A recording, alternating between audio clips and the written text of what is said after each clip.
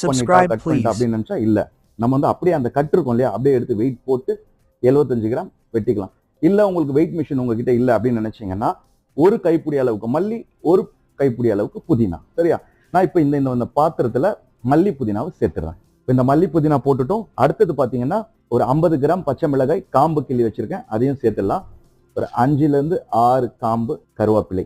இப்போ இந்த கருவேப்பிலை இலை பாத்தீங்கன்னா பெருசு பெருசா இருந்தா அதனால நான் ஒரு 6 போட்டேன். சின்ன சின்னதா இருந்தா ஒரு 10 12 போட்டுக்கோங்க. அது வந்து ஒரு ஃபிளேவர் கொடுக்கும். இந்த மாஸ்டர் கிரேவி பாத்தீங்கன்னா நார்த் இந்தியன்ல ரொம்ப ஃபேமஸ். பஞ்சாப்ல பாத்தீங்கன்னா ரொம்பவே ஃபேமஸ் ஆனது. ஒரு எக்ஸ்பீரியன்ஸான மாஸ்டர், ஒரு 65 70 வயசான மாஸ்டர் என்னுடைய நண்பருக்கு கத்து கொடுத்து அவரு எனக்கு வந்து இந்த ரெசிபி வந்து அவரை விட முடிஞ்சிடக்கூடாது, அதை தாண்டி என்கிட்ட வரணும் அப்படின்னு சொல்லிட்டு எனக்கு நேராவே வந்து கத்து கொடுத்துட்டு போனாரு. இதை வந்து நான் உங்களுக்கு சொல்லி கொடுக்குறேன். 100 கிராம் தக்காளி நாலா வெட்டி வச்சிருக்கேன். இதையும் சேர்த்து தான் நம்ம அரைக்க போறோம். ஜார்ல போட்டு அரைக்கும் போது முதல்ல வெங்காயத்தை போட்டுருங்க கட் பண்ணி. அப்பதான்